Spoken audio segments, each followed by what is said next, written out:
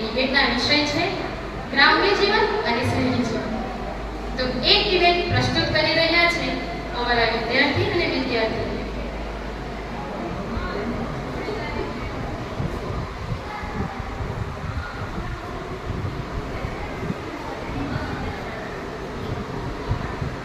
તો ચાલો આપણે આ ડિબેટને માણીએ.